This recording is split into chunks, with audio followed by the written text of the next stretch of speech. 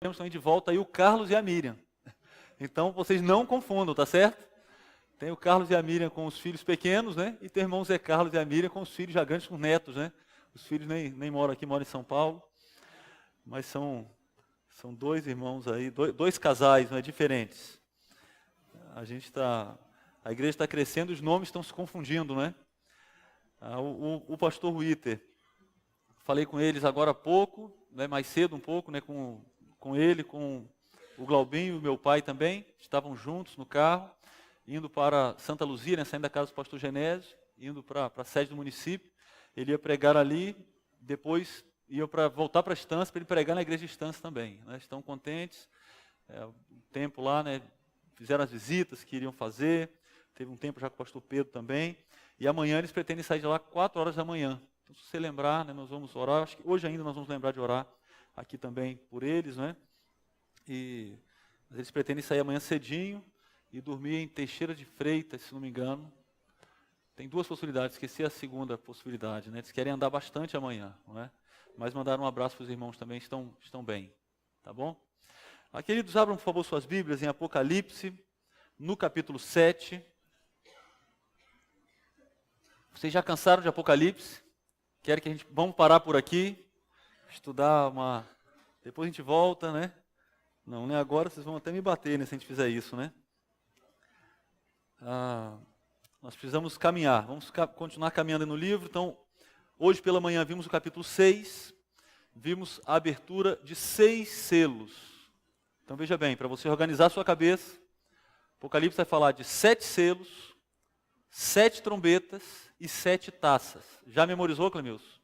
7 selos, 7 trombetas e 7 taças. São ciclos de juízo que Deus vai derramar sobre a terra. É a ira de Deus sendo derramada sobre a terra. Vamos perceber que, começando com os selos, que já vimos hoje pela manhã, no capítulo 6, nós temos a intensidade vai aumentando. Quando nós chegarmos nas trombetas, na semana que vem, vamos ver que a intensidade dessa ira aumenta. Quando chegarmos nas taças, ela aumenta mais ainda. Mas uma coisa interessante que acontece, tanto no rompimento dos selos, que são aqueles que estão envolvendo, né, lacrando o livro, que contém o fim da história da humanidade, não é? E agora ele está na mão de Jesus, o Cordeiro que foi morto, por isso ele é digno de abrir o livro, de romper os selos e abrir o livro. Jesus, ele tem esse livro em suas mãos, então nós temos, à medida que ele vai rompendo os selos, depois que ele rompe o 6º selo, nós temos um parênteses na história. Então, que é o capítulo 7. Nós vamos estudar agora. Quando olharmos para as trombetas, vamos ver que isso acontece também. 6 trombetas, e aí tem um parênteses antes da 7ª trombeta. Então vamos olhar aí para o capítulo 7, nós vimos hoje no capítulo 6, aqui o trono divino implica juízo, não é? Nós vimos o juízo de Deus sendo derramado sobre a terra. No capítulo 7, nós vamos ver que o trono de Deus implica em recompensa. Então nós temos aqui um capítulo com consolo para os salvos em Cristo. Uma promessa de proteção e consolo para os salvos em Cristo. Então essa interrupção na sequência dos selos tem esse propósito muito claro, muito claro. E as perguntas que vocês não me fazem aqui, eu ouço elas lá em casa, né? Então hoje eu tive uma série de perguntas lá para responder, não é?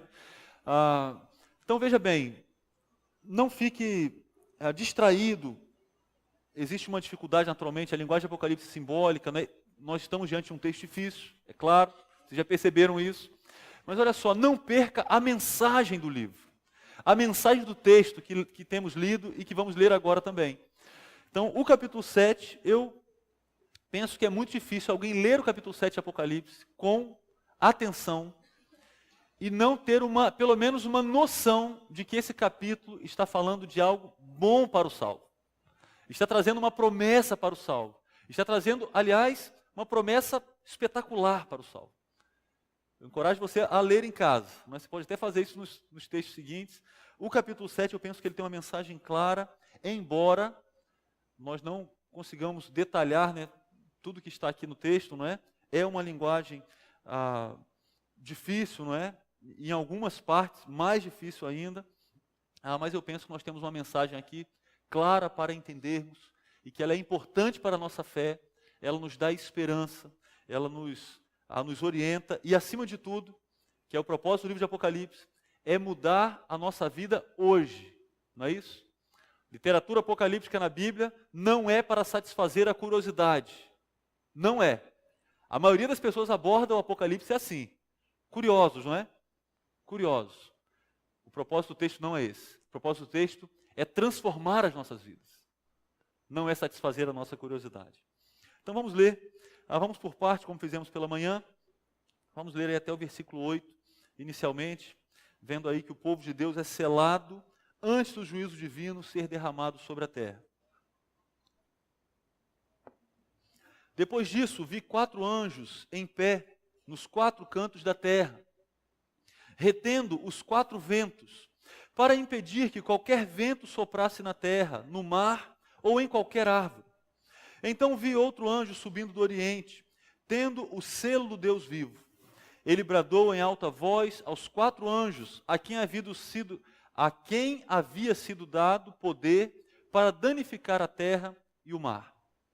Não danifiquem nem a terra, nem o mar, nem as árvores, até que selemos as testas dos servos do nosso Deus.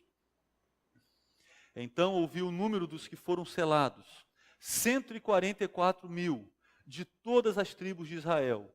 Da tribo de Judá foram selados 12.000, da tribo de Ruben 12.000, da tribo de Gade 12.000, da tribo de Asser 12.000, da tribo de Naftali 12.000, da tribo de Manassés 12.000, da tribo de Simeão 12.000, da tribo de Levi 12.000, da tribo de Issacar 12.000, da tribo de Zebulon 12.000, da tribo de José 12.000, da tribo de Benjamim 12.000.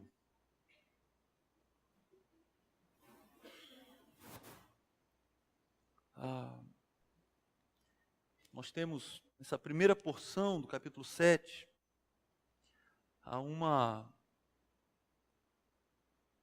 como eu já disse, uma pausa, né, no texto dos selos. Então nós entendemos que agora João ele volta e, como acontece em outras porções da Bíblia, não leia o Apocalipse pensando que uma coisa, um capítulo após o outro, implica em uma ordem cronológica direitinho ali, não é? Não pense assim, tá certo? Agora mesmo nós entendemos que João ele faz com que voltemos na história. Falou no capítulo 6 dos selos, não é isso? Juízo sendo derramado sobre a terra. Parece que agora, Vitor, ele nos volta no tempo e diz, olha, espera aí, eu vou te falar agora de um outro aspecto dessa história. Tem algo para acontecer antes desses selos serem abertos, antes do juízo ser derramado. O que é isso? E aí ele vai descrever então, agora com outras palavras, uma mesma cena, há uma cena de juízo. Diz, olha, depois disso vi 4 anjos em pé nos 4 cantos da terra. Então a ideia aqui, se referindo aos pontos cardeais, não é? Então, falando da terra como um todo, não é? Você tem 4 anjos, aí eles estão retendo os 4 ventos, eles estão retendo o juízo que virá sobre a terra. Olha aí no versículo 1. Eles estão retendo os 4 ventos para impedir que qualquer vento soprasse na terra, no mar ou em qualquer árvore. Naturalmente, um vento de juízo, com destruição. E agora, no versículo 2, vem um outro anjo do Oriente, e ele tem o selo do Deus vivo. Então, veja bem, não confunda as coisas. Nós estamos falando dos selos que estavam no livro, não é isso? Então, o livro que está na mão de Jesus. E ele vai romper esses selos. O capítulo 6 fala dele rompendo até o 6º selo. Agora nós estamos falando de um outro selo. Agora tem um anjo aqui ele está pronto para marcar os servos de Deus, para selar a testa deles, identificá-los. Tá certo? Então tem o selo do livro, agora nós estamos falando do selo que os crentes receberão, que os salvos receberão. Aí ele dá uma ordem com aquela voz de trovão, não é? Versículo 2, ele bradou em alta voz aos 4 anjos, a quem havia sido dado poder para danificar a terra e o mar. Lembram desse termo que apareceu no capítulo 6? Mais uma vez a soberania de Deus atuando aqui, e ele deu autoridade para que aqueles anjos causem dano na terra.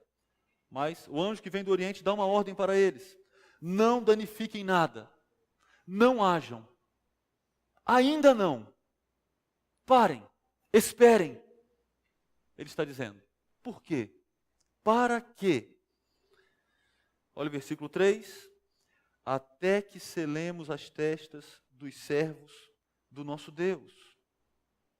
Os escravos, que faziam parte da realidade lá dos primeiros leitores do livro do Apocalipse, muitas vezes eles eram marcados na testa para identificar o seu proprietário, o seu dono.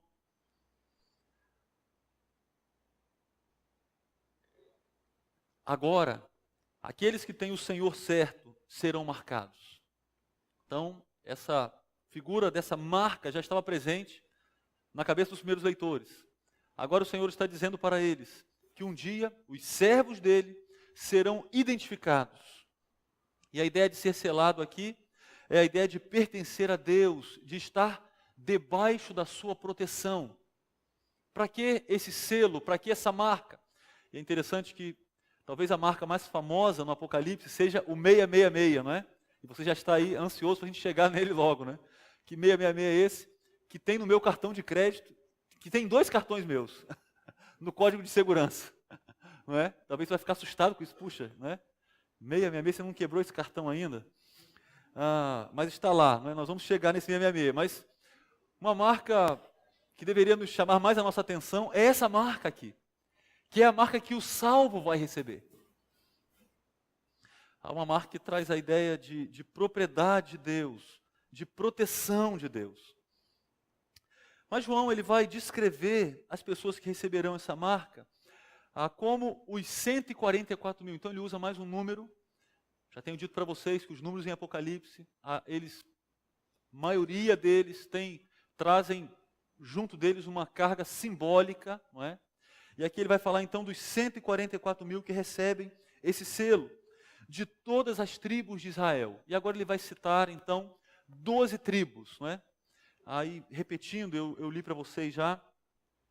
Aí nós temos aqui um daqueles textos difíceis. A grande discussão nesse texto é quem são os 144 mil. Existe heresia baseada nesse texto, não é?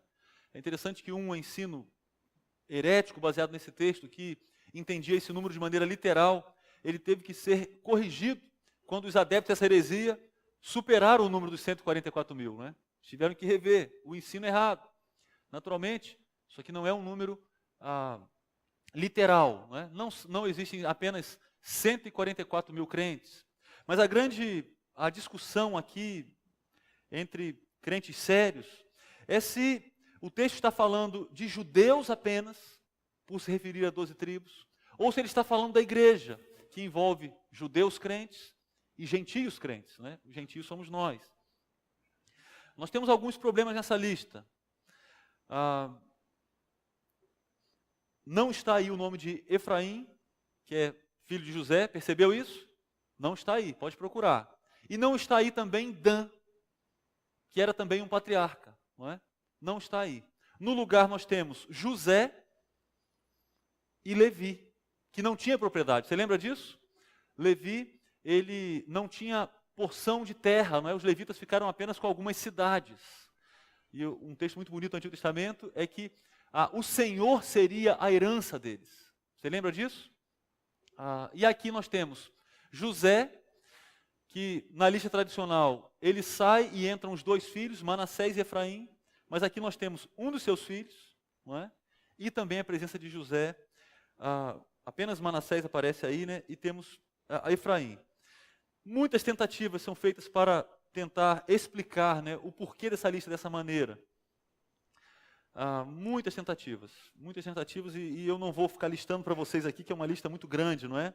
A tribo de Dan, talvez ela não apareça aqui, porque no livro de Juízes, eles têm um envolvimento muito sério com a idolatria. E parece que a ênfase aqui é a adoração, por isso Levi aparece, que era a tribo da adoração, né, do sacerdócio. E também nós temos José, por causa da importância dele, não é? Então, José substitui Dan, ou o próprio Levi substitui Dan. E como temos dito também aqui, há um destaque no combate à idolatria na vida dos primeiros leitores. Lembram daquela questão da adoração ao imperador? Talvez essa seja uma explicação para a ausência do nome de Dan aqui. O fato é que nós entendemos que esses números não são literais, não é? Então 144 mil é um número simbólico. Nós temos 12 vezes 1000 aí, não é? Então 12 é um número muito importante na Bíblia, importante no Apocalipse, dando uma ideia de completude. Nós temos os 144 mil, que é 12 vezes 12, não é? Então você que é bom de matemática já estava fazendo a conta, não é? E alguns não tinham percebido isso ainda. 12 vezes 12, está aí, não é? 144 mil. Nós vemos aqui então que esse texto ele aponta para uma ação total de Deus na história da salvação humana. E permanece aquela grande questão. O texto está falando apenas de judeus. Por que que alguns crentes sinceros, não é? Estudiosos, entendem que esse texto fala apenas dos judeus? Porque eles entendem que na tribulação o Senhor lidará apenas com os judeus. E a igreja vai ser arrebatada antes da tribulação. Esse é um pensamento. Nós vamos separar um tempo aqui para termos uma aula aqui no domingo de manhã, falando um pouco sobre os sistemas que propõem isso. Seria muito bom que a igreja fosse arrebatada antes da tribulação, não é? E eu, para dizer a verdade, essa foi a minha escola, né? Eu ouvi bons professores falando sobre isso, mas eu tenho a impressão, e seguindo outros também, né, que têm estudado bastante esses textos, não é? Eu tenho a impressão que uma ênfase do Novo Testamento é que o sofrimento faz parte do cristianismo, o sofrimento neste mundo. E seria muito estranho nós termos tantos textos que falam da grande tribulação, sem que eles se referissem à presença da igreja na grande tribulação. E eu tenho muita dificuldade com isso, foi uma dificuldade que enfrentamos ao estudar Marcos 13. O que nós vamos fazer com aquele texto, se ele é apenas para os judeus, não é? Então nós entendemos que, nessa primeira porção, embora João cite as tribos de Israel, ele está, de maneira simbólica, se referindo a todo o povo de Deus, a igreja presente aqui. Na sequência do texto, ele vai falar mais uma vez da igreja, de outra forma, e nós vamos ver agora na sequência. Nós vemos claramente que os santos são protegidos da ira de Deus, mas eles não são protegidos da ira da besta. Quando nós vamos continuar no Apocalipse, nós vamos ver que a besta ela vai causar dano para os salvos. Então nós temos no Apocalipse sofrimento vindo da parte de Deus sobre os ímpios. Os crentes serão protegidos da ira de Deus. Mas nós temos também no Apocalipse sofrimento vindo da parte do anticristo e da besta, e os crentes sofrerão. Esse sofrimento eles passarão por ele, mesmo protegidos por Deus, mas eles serão protegidos da ira de Deus. Então os crentes não têm razão nenhuma para temer os eventos terríveis descritos no capítulo 6, os efeitos dos juízos também descritos até o capítulo 16 de Apocalipse, pois eles pertencem a Deus e são o povo dele. Enquanto o Cordeiro abre os selos de juízo contra os não salvos, Deus coloca o seu selo de propriedade sobre os salvos. O texto diz que Deus retém os ventos da destruição. Nós desfrutamos da paciência de Deus, algo relatado pelo apóstolo Pedro, lá na sua segunda carta, capítulo 3, versículo 9, na sua primeira carta também, ele fala sobre a paciência de Deus, que retém o juízo, que segura o juízo. E muitas vezes a paciência de Deus é confundida com a inatividade de Deus, com a indiferença de Deus. Querido, não confunda a paciência de Deus com a conivência de Deus com o pecado. De fato, nós servimos a um Deus paciente, mas Ele tem um tempo certo para agir, e Ele vai agir. Já vimos isso, temos visto isso. É encorajador saber que fomos selados pelo Espírito Santo. Você lembra dessa figura? Que o apóstolo Paulo se refere a ela na carta aos Efésios. Nós fomos selados pelo Espírito Santo. Nosso futuro, então, é garantido por Deus, cujo poder é sempre exercido em favor dos seus. Então todo crente será guardado da ira de Deus contra esse mundo mau que se manifestará nos últimos dias. Depois de selar os seus, ao invés de o texto voltar então para aquela visão dos 4 anjos que estão retendo os ventos, a cena muda. Fica claro então que a mensagem desses versículos, é que o julgamento das primeiras pragas será retido até que o povo de Deus seja selado. E aí o texto continua com uma outra cena, vamos ler aí a partir do versículo 9. Depois disso olhei, e diante de mim estava uma grande multidão que ninguém podia contar, de todas as nações, tribos, povos e línguas, em pé diante do trono e do Cordeiro, com vestes brancas e segurando palmas, e clamavam em alta voz: a salvação pertence ao nosso Deus, que se assenta no trono, e ao Cordeiro. Todos os anjos estavam em pé ao redor do trono, dos anciãos e dos 4 seres viventes. Eles se prostraram com o rosto em terra diante do trono e adoraram a Deus, dizendo: Amém. Louvor e glória, sabedoria, ações de graça, honra, poder e força sejam ao nosso Deus, para todo sempre. Amém. O Deus Salvador é louvado no céu. Nós temos uma leitura cíclica da realidade. Ele fala de uma mesma coisa com outra perspectiva. Os resgatados vão alcançar gente de todo o mundo, como lemos no versículo 9. João agora, ele vê os salvos, mais uma vez, aquela descrição daqueles seres que estavam lá no capítulo 4 e 5, os anciãos, os 4 seres viventes, não é? Muitos anjos, agora estão ali com os salvos, com os crentes. Olha aí, de onde vieram os crentes? De todas as nações, tribos, povos, línguas. Aí, para nós agora, não é, nós lemos isso com muita naturalidade. Se você tem uma noção de onde está o cristianismo hoje, você sabe que o cristianismo está espalhado pelo mundo inteiro. Tem crente em tudo quanto é lugar.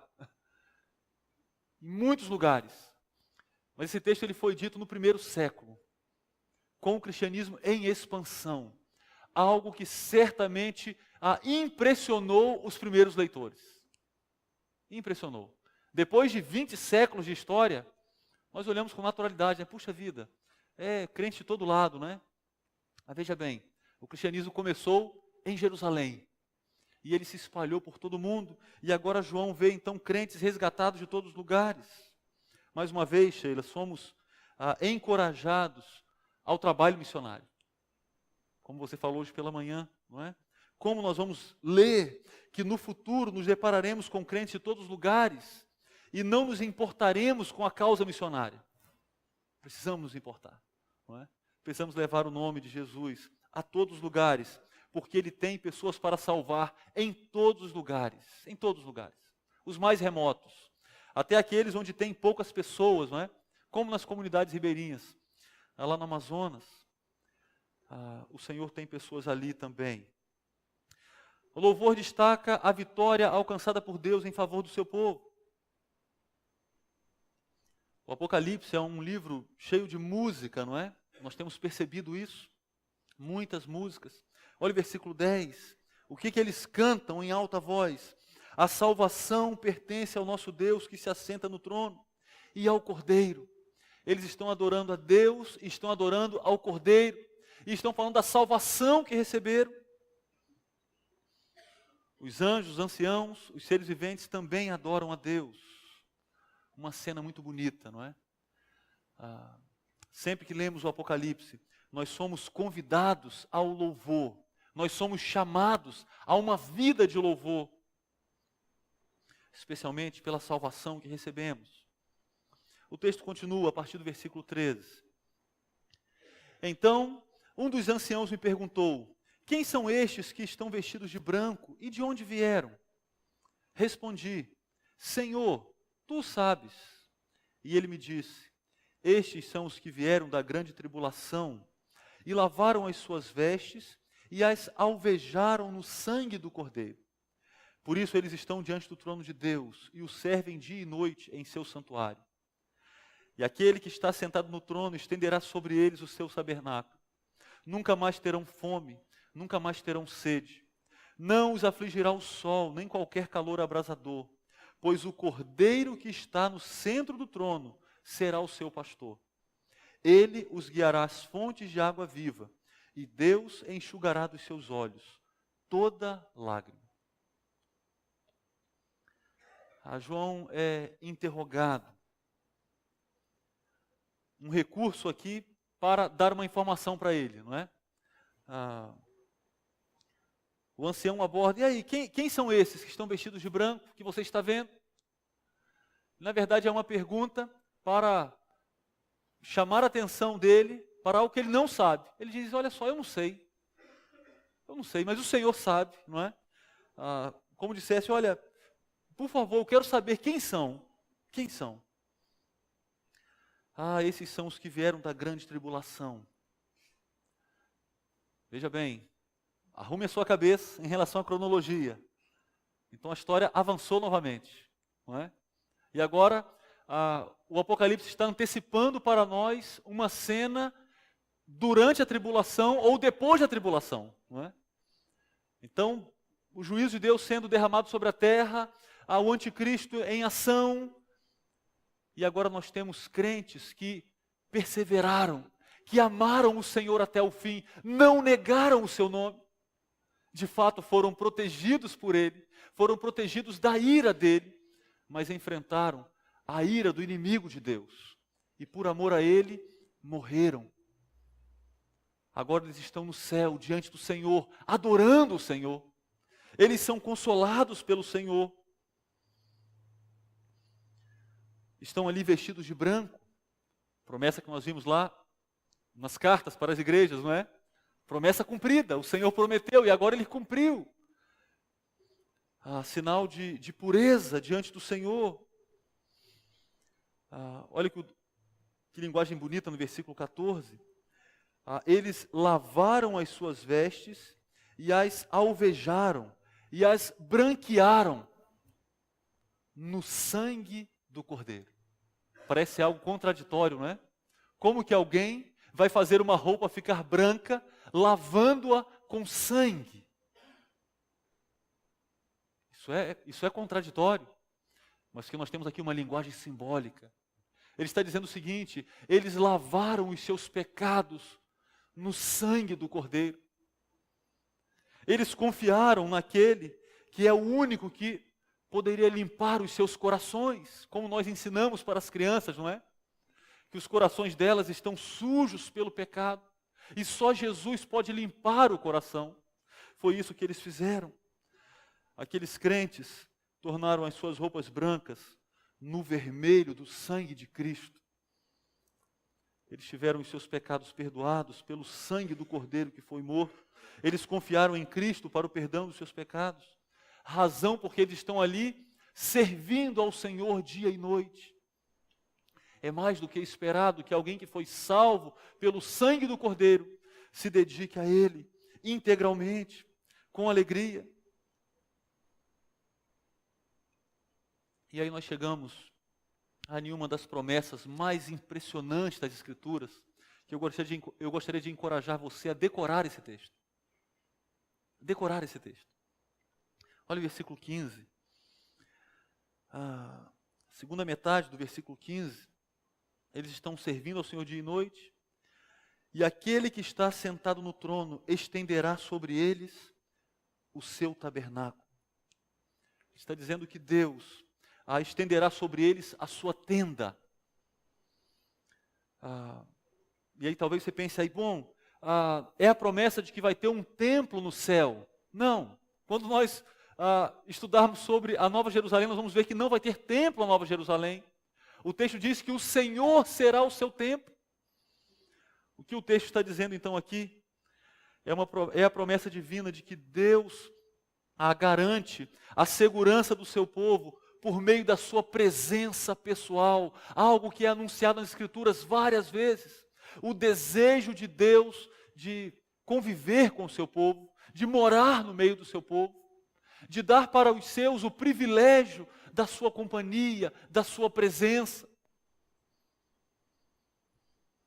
Você tem isso lá em Levítico 26, Zacarias 8, Apocalipse 21, nós ainda vamos chegar lá, não é? Uma promessa presente em vários textos bíblicos, que será cumprida aqui. Deus estenderá a sua tenda sobre os seus.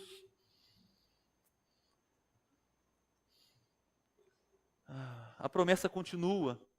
Eles nunca mais terão fome, nunca mais terão sede. Não os afligirá o sol, nem qualquer calor abrasador. Eles não ficarão sujeitos a nenhuma limitação. E o contraste que está sendo feito aqui é com a grande tribulação, é com o intenso sofrimento. Lembre dos primeiros leitores, queridos. Vários perdendo os seus empregos, vários sofrendo prejuízo nos seus negócios, por amor a Cristo, pelo seu comprometimento com o Senhor. E eles ficam diante de uma promessa como essa, grandiosa, completa. Porque eles ficarão livres de todo o sofrimento. Pois o Cordeiro que está no centro do trono será o seu pastor. Tarcísio, mais uma mudança de figura. Jesus foi apresentado como leão, lembram disso? O leão da tribo de Judá, não é? Vencedor. Na sequência, João o descreve como o cordeiro que foi morto, nitidamente tinha sido morto, ele identifica isso. Agora, o cordeiro torna-se o pastor. Uma mudança de figura, perceba isso. Ele é o pastor das suas ovelhas. E é interessante que ele é o cordeiro que foi morto. Então ele sabe bem como pastorear. Ele sabe bem as necessidades das suas ovelhas. Ele tem alegria em atendê-las. Como pastor, nós ouvimos de maneira muito bonita esses dias aqui o Salmo 23, não é? Foi muito boa a pregação do pastor Rui, um texto lindo, né, do Salmo 23. Como pastor, o Senhor vai à frente do seu rebanho, Ele guia-o, Ele leva-o ao pasto, Ele conduz às fontes de água, Ele os protege com o seu cajado, Ele reúne as ovelhas dispersas, Ele as carrega no colo. Não é isso que o texto diz? Isaías 40, 11. Esse é o supremo pastor. É o cordeiro que foi morto, que ocupa agora a posição de pastor do seu povo. E por isso os livra de todo o sofrimento. Ele os guiará às fontes de água viva. E o próprio Deus enxugará dos seus olhos toda lágrima. Eu fiquei pensando aqui em várias situações que eu já presenciei, não é, de pessoas enfrentando dias muito difíceis, não é? Algumas vezes num sepultamento, não é? E um dia muito difícil. E aí vem um amigo, vem uma amiga, vem um irmão, algumas vezes vem vários irmãos e dão um abraço de consolo, não é? Dão um abraço. E é nítido que aquele momento é extremamente consolador. É impressionante. E eu já ouvi vários de vocês descrevendo isso. Olha, como eu fui consolado por aquela palavra que... E aí vai citando pessoas aqui da igreja.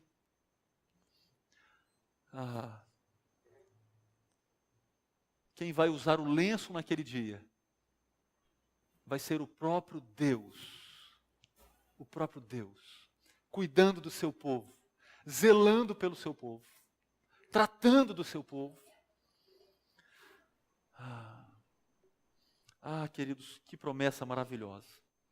Promessa aqui é de que todos os santos estarão em pé diante dele, vestindo túnicas brancas de vitória e pureza, por isso que eles seguram aqueles ramos, e você vai lembrar da entrada triunfal de Jesus, não é? Eles estão celebrando a vitória. Balançando ramos de palmeiras em celebração pela vitória e libertação que Deus e o Cordeiro alcançaram em favor dos seus seguidores. Que ocasião maravilhosa será. Ela faz todo o sacrifício presente valer a pena, não faz?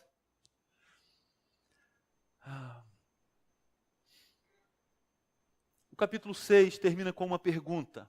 Você pode olhar aí na sua Bíblia, se você não fechou ela, não é? Olha aí. Os habitantes da terra lamentam no rompimento do sexto selo. E eles perguntam: chegou o grande dia da ira deles, e quem poderá suportar? E o capítulo 6 termina com uma pergunta: quem poderá suportar o grande dia da ira de Deus?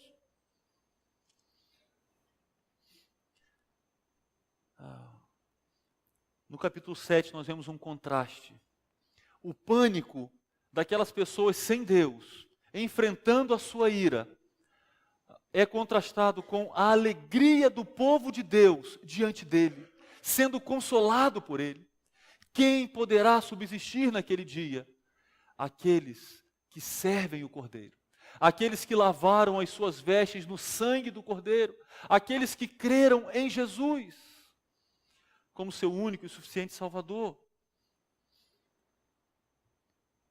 O contraste entre o pânico dos sobreviventes durante a tribulação e a paz dos mártires é algo que nos chama a uma submissão absoluta a Cristo. Sem Cristo, o ser humano trilha o caminho da perdição eterna. Nosso texto hoje na escola bíblica falou sobre isso, sobre os dois caminhos, não é? Dois caminhos com dois destinos distintos. Todo ser humano nasce num caminho largo. Esse caminho largo ele é fácil. É só seguir a maioria. É só fazer o que você quer. É só fazer o que dá na cabeça, não é? Só que esse caminho conduz para a perdição. Esse caminho conduz para um encontro com um Deus irado.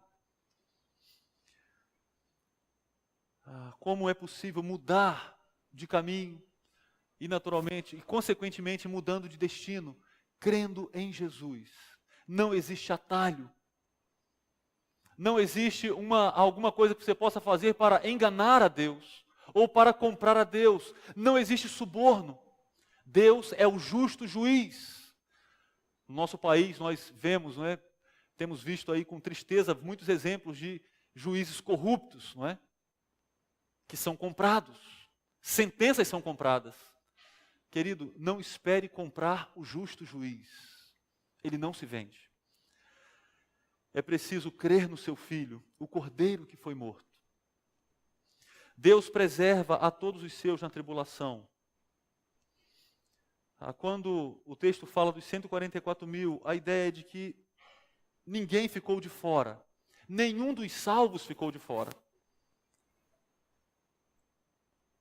Uma ação completa da parte de Deus. Devemos glorificar a Deus pela salvação, como já fizemos aqui hoje. Não podemos ler Apocalipse sem pensar nisso. Com a vitória do Cordeiro, o que temos a fazer é louvá-lo pela sua vitória. Celebrando, né, o cântico da vitória. Por fim, nós lemos sobre a felicidade permanente. O cuidado de Deus é demonstrado aqui. Alguém já disse que Apocalipse não é o livro do medo. Parece que alguns crentes, se não muitos crentes, abordam o livro de Apocalipse com medo. Querido, esse é o sentimento errado para o crente, ao ler o livro de Apocalipse. Apocalipse é o livro da vitória e do louvor. Porque um dia o Senhor virá e Ele reinará para sempre. A glória e a comemoração será permanente para toda a eternidade. Por isso esse livro, para o crente, não é o livro do medo. É o livro do louvor, é o livro da celebração, é o livro da alegria. A alegria que vem do Senhor. E a alegria que durará para sempre na presença do Senhor. Vamos louvá-lo por isso? Se você quiser, pode ficar em pé. Vamos orar ao Senhor.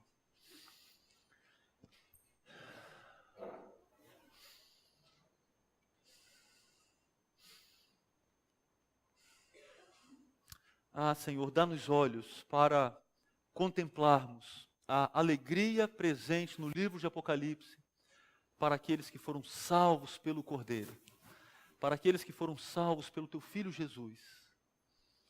Senhor, enche, ó Deus, os nossos corações de alegria, de esperança. Renova, ó Deus, a nossa fé. Renova, ó Deus, o nosso compromisso com o Senhor.